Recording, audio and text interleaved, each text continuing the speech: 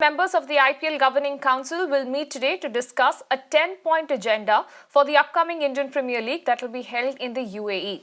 Meanwhile, the IPL body is further awaiting a nod from the Health Ministry and the External Affairs Ministry in this league, which is to be shifted to the UAE, which will be the top agenda for this meet. Now, standard operating procedure on the health safety is also going to be discussed in this meeting.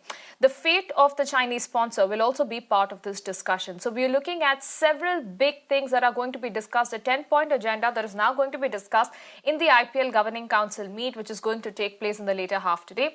And this, of course, is going to be extremely crucial because this is coming at a time of the COVID situation, and hence a lot of standard operating procedures are going to be put in place and implemented. Let me bring in my colleague Karishma for further updates on this. Karishma, very crucial IPL Governing Council meet to take place today. Tell us about the 10-point agenda that's going to be discussed.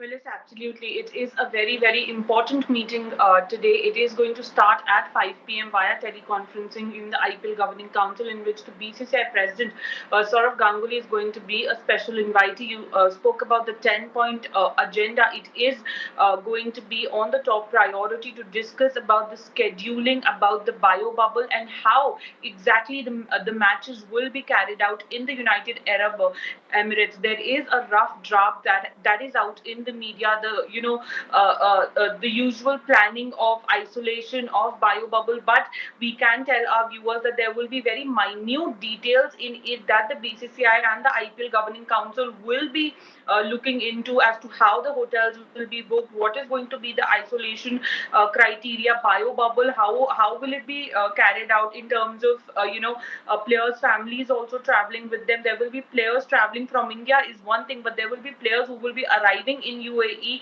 from other countries as well to be a part of the IPL. So how many COVID tests will be done? How will the tests be carried out? What kind of clearances will be given? And another important fact is that standard operating procedures, yes, the BCCI will be formulating standard operating procedures, but they will have to also keep the SOPs in tandem with the SOPs of the Emirates Cricket Board, because we need to remember that we will be playing in a different country, so it will be imperative to follow their rules as well.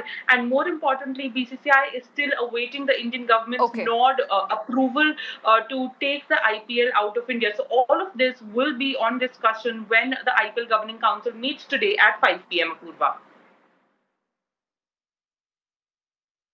All right, Karishma, appreciate you joining us and giving us all those updates.